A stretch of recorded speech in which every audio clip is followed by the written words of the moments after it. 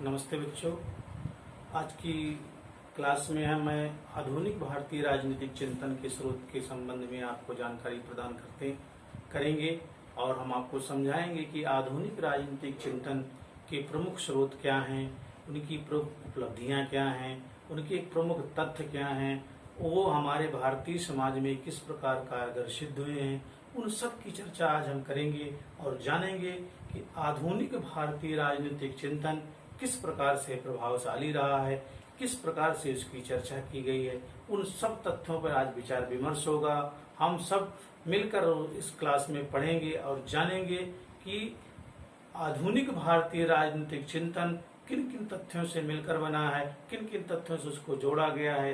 वो तमाम सारी जानकारियां इस अनेकों बिंदुओं के माध्यम से हम आप तक पहुंचाएंगे और समझाएंगे कि आधुनिक भारतीय राजनीति चिंतन किस आधार पर कारगर सिद्ध हुआ है, उस सब की चर्चा करते हैं। आइए देखते हैं, एक एक बिंदु के वार से हम उस पर विचार विमर्श करते हैं और जानेंगे कि आधुनिक भारतीय राजनीतिक चिंतन किस रूप में प्रभावशाली है। सबसे पहले जब हम चर्चा करें तो देखते हैं कि आधुनिक भारतीय राजनीतिक चिंतन के स्रोत में भारतीय पुनर्जागरण का महत्वपूर्ण स्थान रहा है। भारतीय पुनर्जागरण का महत्वपूर्ण स्थान रहा, अर्थात ये उस समय की बात हो रही है कि जब भारत की सामाजिक व्यवस्था, युवा पीढ़ी, यहाँ के लोग सुसुप्त अवस्था में थे, अचेतन अवस्था में थे, जीवित तो थे परंतु जागृत अवस्था में नहीं थे।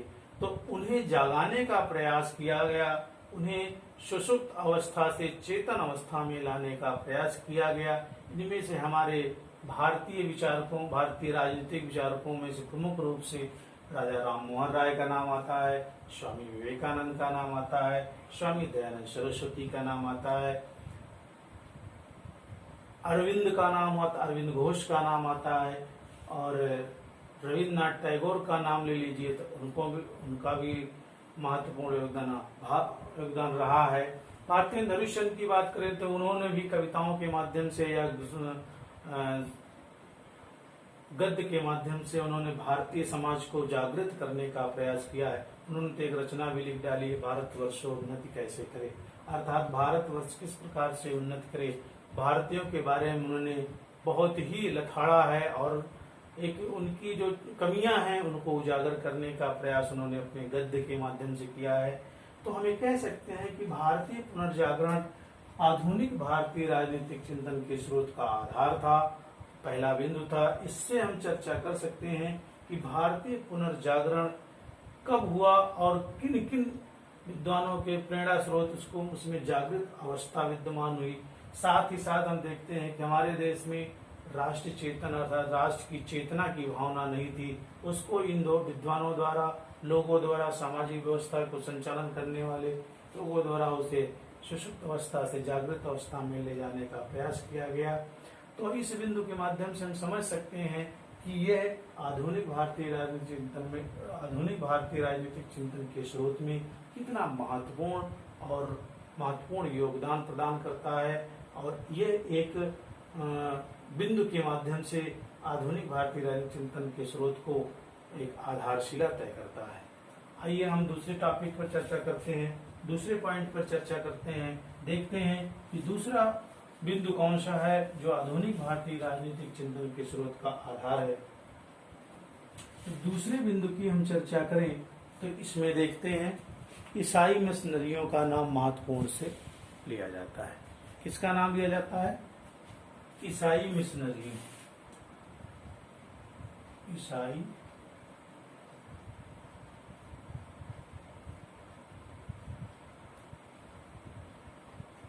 ईसाई मिशनरियों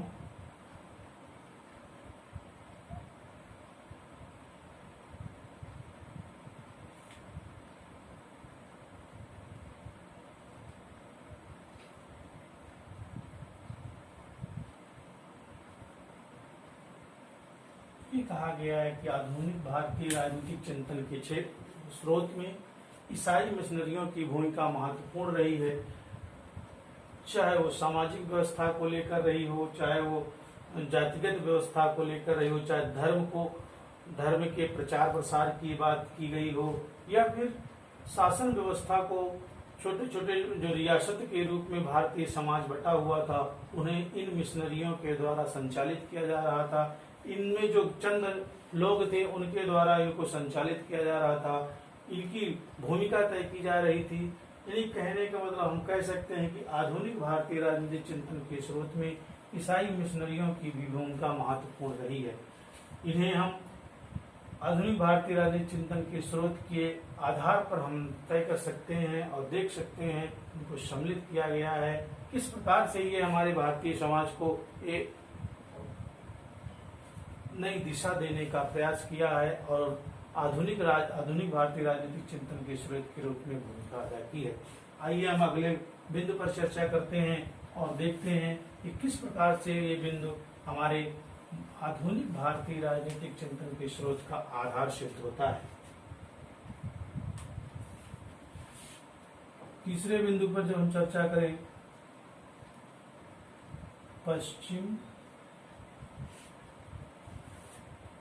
पश्चिमी शिक्षा का प्रभाव। पश्चिमी शिक्षा का प्रभाव ये महत्वपूर्ण बिंदु है, इस पर हम चर्चा कर सकते हैं और समझ सकते हैं कि किस प्रकार से आधुनिक भारतीय राजनीतिक चिंतन के स्रोत में पश्चिमी शिक्षा का प्रभाव रहा है, अर्थात पश्चिमी शिक्षा का भारत पर किस प्रकार से प्रभाव पड़ा है। हमारी जो प्राचीन व्यवस्था थी, हम शिक्षण व्यवस्था हमारी जो थी उसमें हमने परिवर्तन किया है, बदलाव किया है। हमने पश्चिमी शिक्षा को देखा, वहाँ की शिक्षा व्यवस्था को देखा, हमने अंग्रेजियत को अपने हिंदुस्तान में लाकर एक नई दिशा दी है भारतीय समाज को। हमारे यहाँ क्या है, वैदिक कालीन में शिक्षा जो है जंगलों में दी जाती थी और हमने क्या किया है, प्राचीन पश्चिमी क्षेत्रों से वो व्यवस्था लाके एक शिक्षणालय की व्यवस्था की गई, स्कूल, विद्यालय, महाविद्यालय, इन सब के जो है व्यवस्था किया।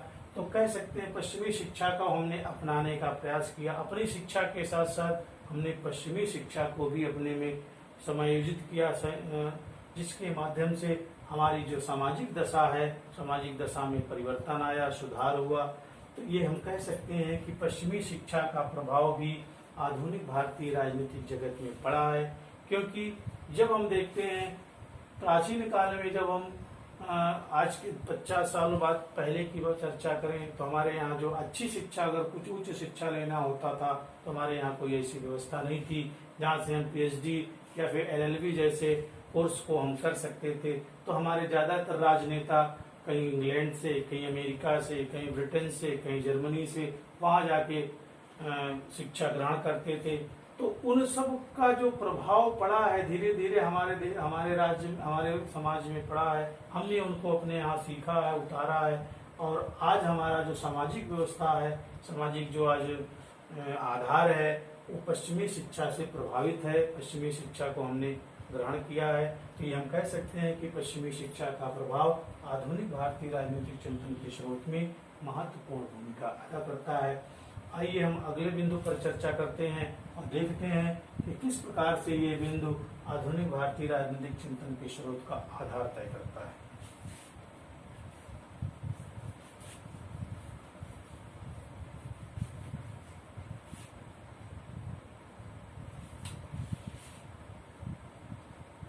पश्चिमी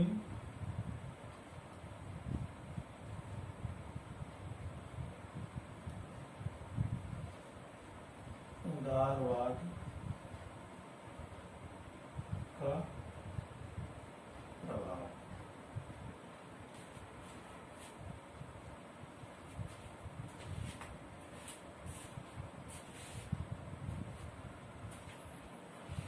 हम इसकी चर्चा अगर करें तो देखते हैं कि पश्चिमी उदारवाद का भारत में प्रभाव किस प्रकार से रहा।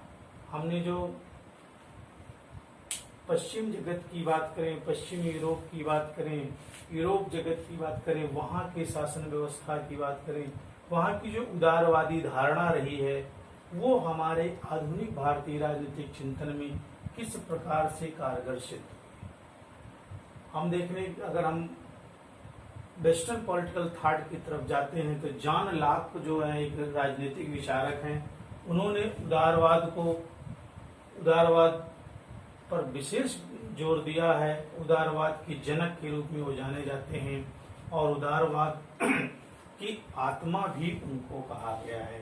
तो ये समय कह सकते हैं कि पश्चिम उदारवाद का प्रभाव हमारे समाज में जो सामाजिक कुरीतियां फैली हुई थी सामाजिक कुरीतियां जो फैली हुई थी, हमने वो वहां से सीखा, उस उदारवाद को अपने सामाजिक व्यवस्था में शामिल किया और इस उदारवाद के माध्यम से हमने जो हमारे यहाँ जो कुरीतियां थी उनको धीरे धीरे हटाने का प्रयास किया और चेंजमेंट लाया। हमने अपने समाज में बदलाव लाया और वो बदलाव ही हमारे यहाँ उदारवाद का प्रभाव दिखाई दिया। इसलिए हम कह सकते हैं कि आधुनिक भारतीय राजनीतिक चिंतन के स्रोत का आधार पश्चिमी उदारवाद का प्रभाव भी है और ये एक नया आधार तय करता है। आइए अगले बिंदु पर चर्चा करते हैं और देखते हैं कि किस प्रकार से अगला बिंदु हमारे राजनीतिक आधुनिक भारतीय राजनीतिक चिंतन के स्रोत का आधार तय करेगा। पांचवा बिंदु है समाजवादी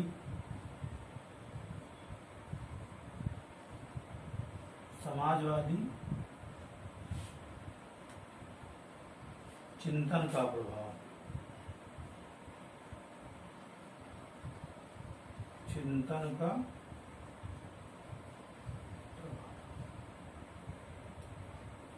इस बिंदु के माध्यम से भी समझा जा सकता है और जाना जा सकता है समाजवादी चिंतन का प्रभाव। समाजवादी की बात करें किसकी तरफ इशारा करता है? समाजवाद का मतलब ही है कि जिसमें समाज को मुख्य रूप से केंद्र बिंदु माना जाए और उसके बारे में चिंतन किया जाए, विचार विमर्श किया जाए, उसके हित की बात सोची जाए तो उसका समाज पर क्या प्रभाव पड़ेगा। इस सब की चर्चा अगर हम करें तो समझते हैं कि आधुनिक भारतीय राजनीतिक चिंतन के क्षेत्र में समाजवादी चिंतन का भी प्रभाव महत्वपूर्ण रहा है, क्योंकि हमारे यहाँ जो समाजवादी व्यवस्था है अर्थात समाज को केंद्र बिंदु में रखकर देखा जाता है कि समाज का किस में हित है और किस तथ्य में अनहित है, किससे इसको फायदा है समाज को और किससे नुकसान है।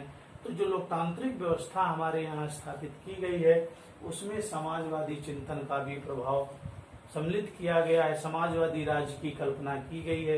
इस रूप में ये कह सकते हैं, इस आधार पर हम कह सकते हैं कि आधुनिक भारतीय राजनीतिक चिंतन के स्रोत में हमारे समाजवादी चिंतन का भी प्रभाव महत्वपूर्ण योगदान देता है, महत्वपूर्ण स्थान रखता है, जिसकी चर्चा हम आज की इस क्लास में कर रहे हैं।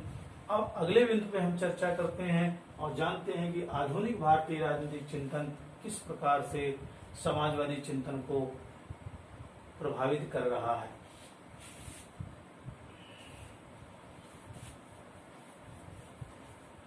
अगले बिंदु के माध्यम से देखते हैं,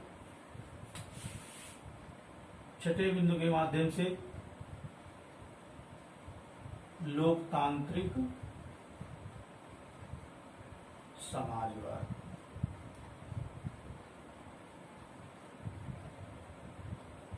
यहाँ पर अगर हम चर्चा करें तो देखिए, हमने जैसे पहले चर्चा किया कि हमारे यहाँ लोकतांत्रिक व्यवस्था स्थापित है।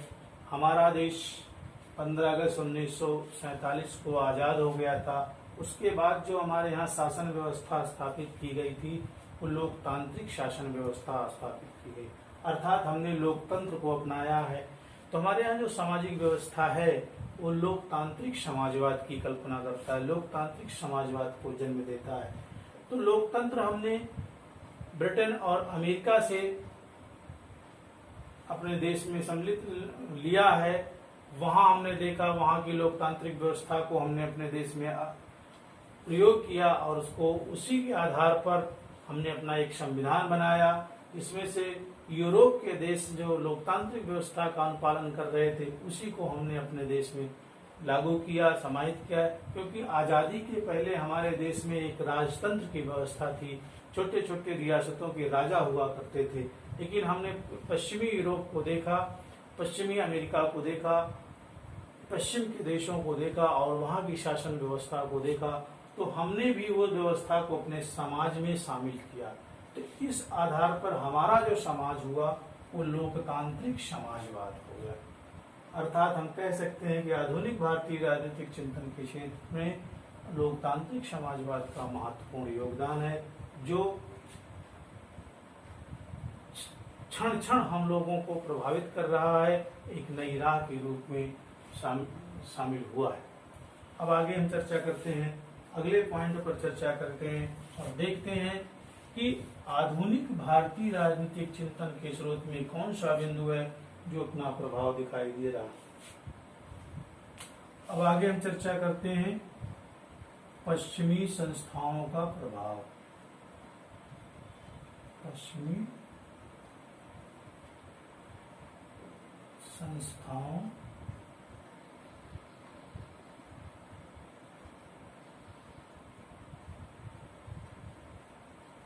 का प्रभाव।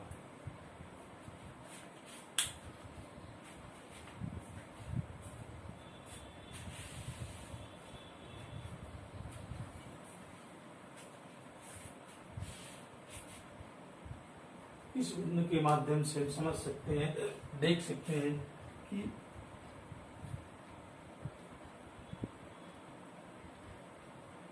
पश्चिमी राजनीतिक संस्थाओं का प्रभाव भी हमारे देश की, हमारे आधुनिक भारतीय राजनीतिक चिंतन के स्रोत में एक आधार के रूप में सिद्ध हुआ है। हमने कई चीजें ऐसी की जो पश्चिमी संस्थाओं से लिया है, उनको अपनाया है अपने इस चिंतन के स्रोत में, उनको देखकर हमने कल्पना की, हमने विचार विमर्श किया, सोचा और किस प्रकार से हम उनके जैसे बनने का प्रयास किए हैं। चाहे हम शिकागो की बात करें, चाहे वो लंदन की बात करें, चाहे पेरिस की बात करें, या फिर और जो प्रमुख देश हैं, यूरोप के प्रमुख देश हैं, उनको कैसे हमने अपने उसमें व्यवस्थाओं में शामिल किया है, उनकी कैसे हमने नकल की है, इन सब की चर्चा हम कर सकते हैं। तो पश्चिमी संस्था भी हमारे आधुनिक राजनीतिक चिंतन के क्षेत्र में महत्वपूर्ण भूमिका अदा करती हैं। अब हम अगले पॉइंट पर चर्चा करते हैं और देखते हैं कि किस प्रकार से अगला पॉइंट हमें ये समझाने का प्रयास करता है कि आधुनिक भारतीय राजनीतिक चिंतन में वो सम्मिलित हुआ है। 8वें पॉइंट की जब हम चर्चा करें तो 8वें पॉइंट के रूप में हम लाते हैं भारतीय अतीत का अनुसंधान। भारतीय अतीत का अनुसंधान।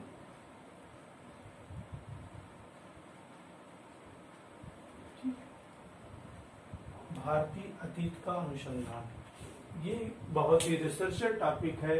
इसमें हम देख सकते हैं कि भारतीय अतीत अर्थात भारत की जो प्राचीन व्यवस्था थी, भारत का जो इतिहास था, उसमें हमने कैसे अनुसंधान शब्द को जोड़ा है। अनुसंधान को हमने नई दिशा दी है, अर्थात प्राचीन व्यवस्था को हमने कैसे किस प्रकार से फिल्टराइजेशन किया है, इसमें उसको मैंने शुद्धिकरण किस प्रकार से हम लोगों ने किया है, जो कमियां थी उसको हमने दूर किया है और उसको फिर से एक नए तरीके से भारतीय अतीत के रूप को हमने एक आधुनिक रूप दिया है, जिससे कह सकते हैं कि आधुनिक भारतीय राजनीतिक चिंतन के स्रोत के रूप में भारतीय अतीत का अनुसंधान को भी जोड़ा गया है। और यह एक अहम मुद्दा है, अहम पॉइंट है जो हमें प्रभावित कर रहा है। अब आगे हम चर्चा करते हैं, अगले बिंदु पर चर्चा करते हैं और देखते हैं कि आधुनिक भारतीय राजनीतिक चिंतन के स्रोत में ये बिंदु किस प्रकार से प्रभावशाली है। अगर 9वें बिंदु की हम चर्चा करें तो देखते हैं सांप्रदायिकता के तत्व की बात करते हैं। सांप्रदायिकता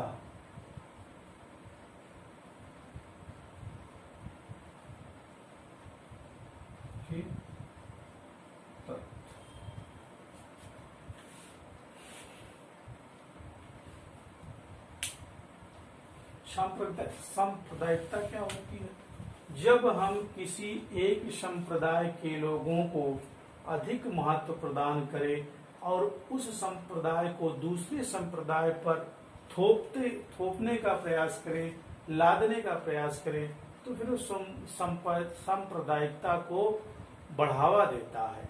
अर्थात हम कह सकते हैं कि भारत जैसे देश में सांप्रदायिकता की बात तो नहीं की जा सकती, परंतु इसके लक्षण कहीं न कहीं दिखाई देते हैं। तो इस आधार पर हम कह सकते हैं कि सांप्रदायिकता के तत्व भी भारतीय राजनीति के विचारक या स्रोत के रूप में, आधुनिक भारतीय राजनीतिक चिंतन के स्रोत के रूप में कहीं न कहीं विद्यमान होते हैं और देखने को मिल सकते हैं। अगले पॉइंट पर हम चर्चा करें और देखें कि यह बिंदु किस प्रकार से आधुनिक भारतीय राजनीतिक चिंतन के स्रोत का आधार बनता है।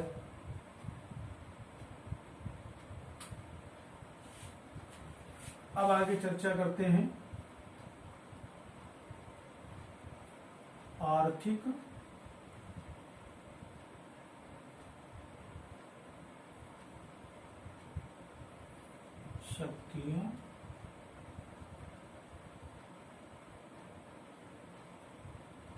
शक्तियों का योगदान।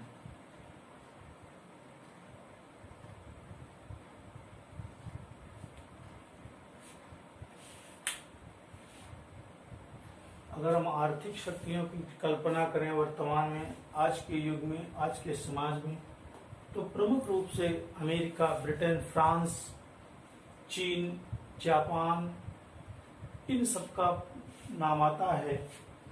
आर्थिक शक्तियों का योगदान भारतीय समाज की बात करें तो भारत में अगर आधुनिक राजनीतिक चिंतन के दायरे में अगर हम विचार विमर्श करते हैं तो देखते हैं कि अमेरिका जैसे देश, रूस जैसे देश, फ्रांस जैसे देश, ब्रिटेन जैसे देश, ये क्या है, आर्थिक से संपन्न है, आर्थिक स्थितियों से संपन्न है, आर्थिक शक्तियां इनकी मजबूत हैं। तो कहीं न कहीं इनका प्रभाव हमारे देश में रहा है। कहीं वो किसी न किसी रूप में, कहीं हमको नई टेक्नोलॉजी दे रहे हैं, कहीं हमको नया ये तकनीक दे रहे हैं, नए हथियार सप्लाई कर रहे हैं, नए जेट विमान दे रहे हैं।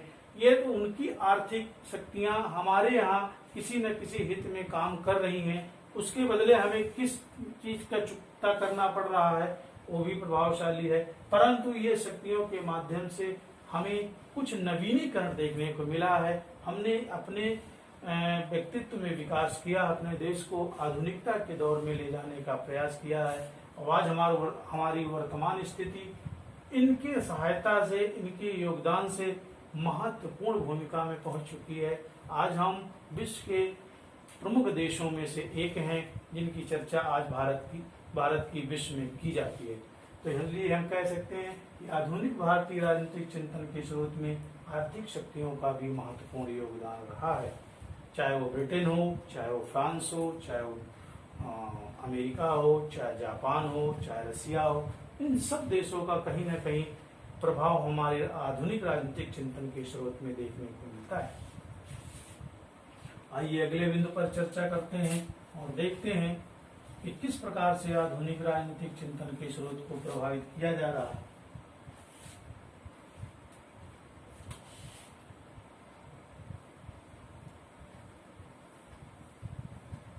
धार्मिक एवं सामाजिक पुनर्जागरण, धार्मिक एवं सामाजिक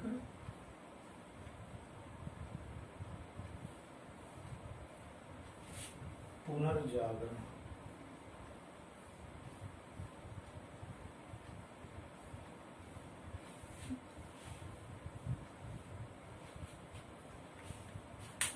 धार्मिक एवं सामाजिक पुनर्जागरण की बात की जाए।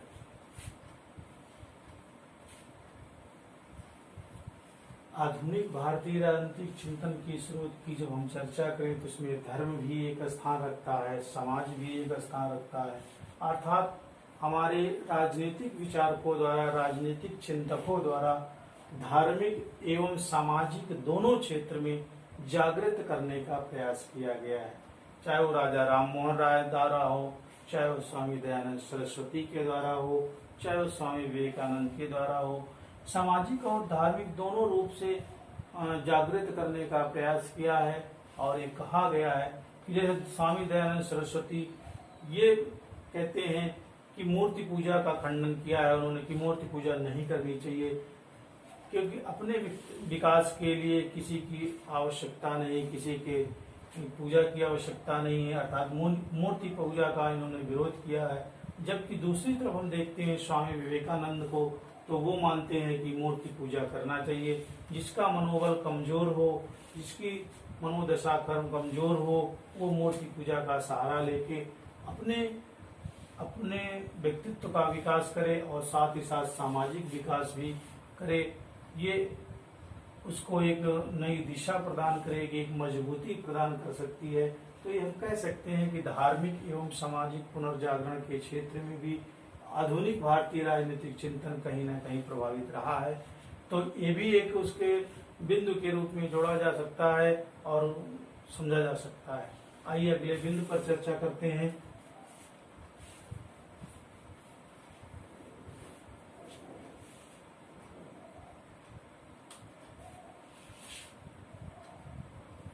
इसकी बात करें तो भारतीय समाचार पत्र, भारतीय समाचार पत्र या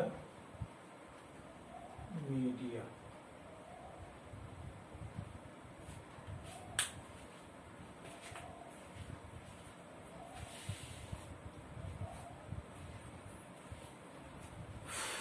आधुनिक भारतीय राजनीतिक चिंतन के स्रोत में जब हम भारतीय समाचार पत्र की बात करें या मीडिया की बात करें, तो मीडिया की वर्तमान में महत्वपूर्ण भूमिका है। वो चिंतन के स्रोत के रूप में महत्वपूर्ण तौर पर कार्य कर रहा है।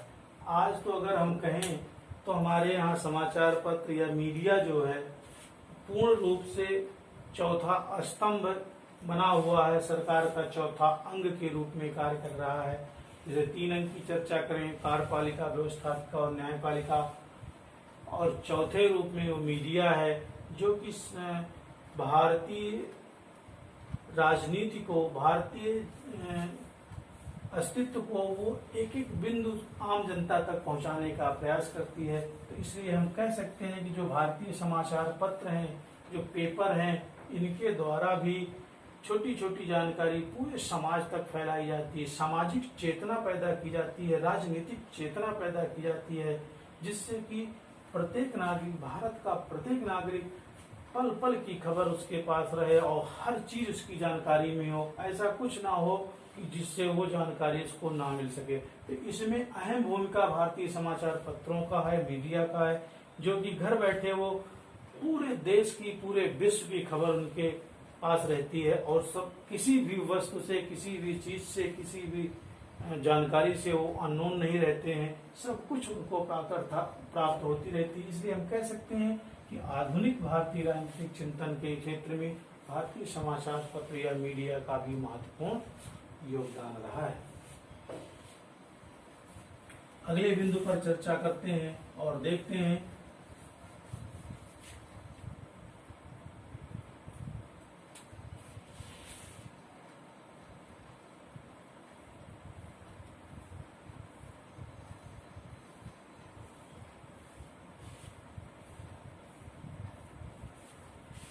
हिंदी भाषा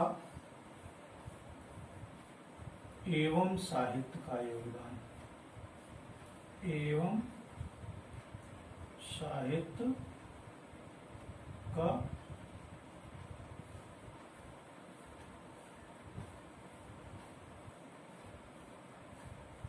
योगदान।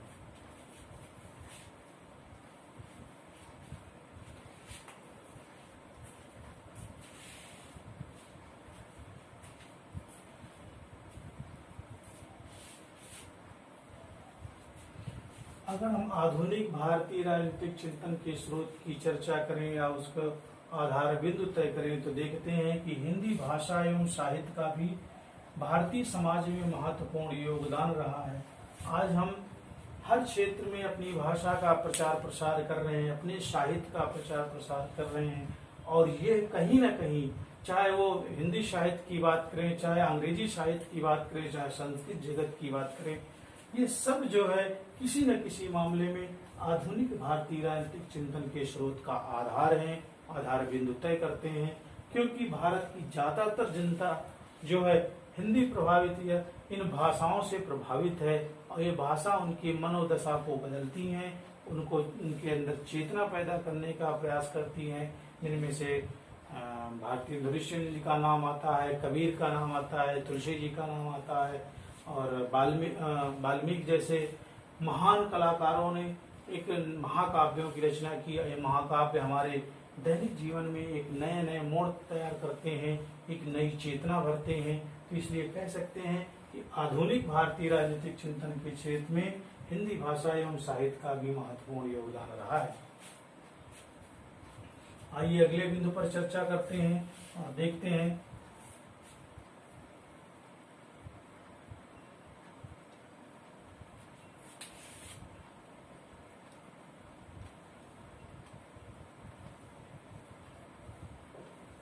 राजा राम मोहन राय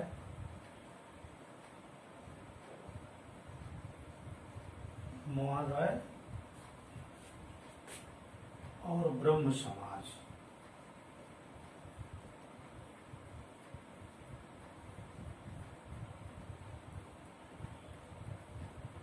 ब्रह्म समाज